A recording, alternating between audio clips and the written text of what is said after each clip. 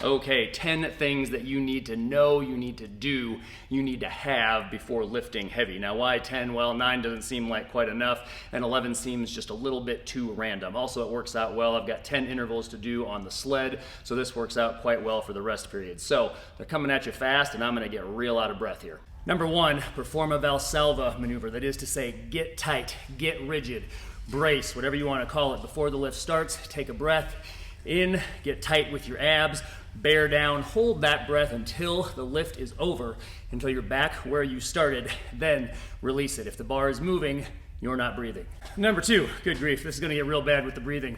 A focal point, have one. We've got videos that pretty much cover more in depth all of the topics that I'm gonna cover here in this video, but your focal point's gonna change for each lift, but specifically have one. Don't let your gaze wander. Pick an immovable object, stare at it. Number 3, for every lift except the bench press, so for all of these standing lifts, you want midfoot balance. This may seem obvious, but you may surprise yourself. Pay attention. You might find that you're balanced on the balls of your feet or on your heels. So midfoot balance. Another way of saying that is your balance is equally distributed. Your weight is equally distributed throughout your entire foot. Number 4, have a plan of attack. Don't think about how heavy the weight is. Don't hope you're going to get it. Have one cue in your head. Execute that cue. Number 5, let's move on to a couple of equipment items here. Chalk.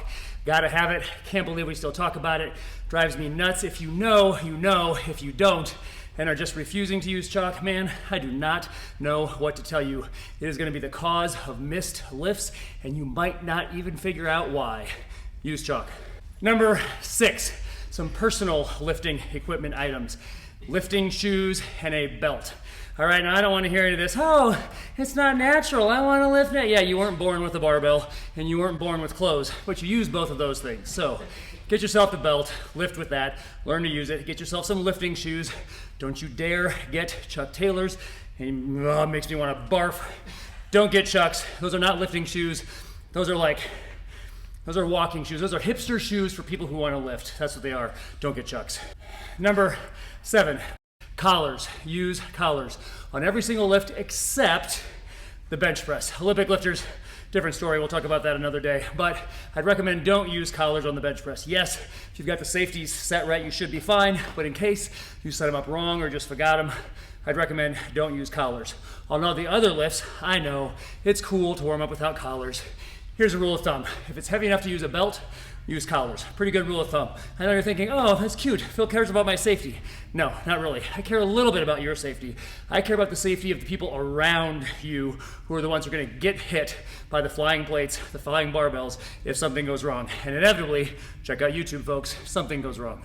Number 8. This is terrible and stupid. All right, here we go. Training log. This is your most important piece of equipment. We've got videos on that. We'll link to that below. But trust me, it's your most important. It's the one that is personal to you. You can replace a bar, you can replace shoes, belt, whatever. You can't replace your own history because it's your own history. It's your map towards what is ahead. Use a training log. All right, number 9, keep it simple. This is related to number 4, have a plan of attack. This is not about lifting weights, it's not about doing a whole bunch of complicated things. It's about doing a few basic things rather well. You don't need a special cue just for you. You just need to correctly execute the one that you're already thinking about. And number 10, last but certainly not least, if you've trained long enough, you've made this mistake, don't forget to check your bar math. Check to make sure that the weight that you want to lift is actually the weight that you're about to lift. There's 3 parts to this. First, you need to check that the bar weight matches your book weight. Maybe you loaded up 145, double check your book. Was it supposed to be 145? Find out.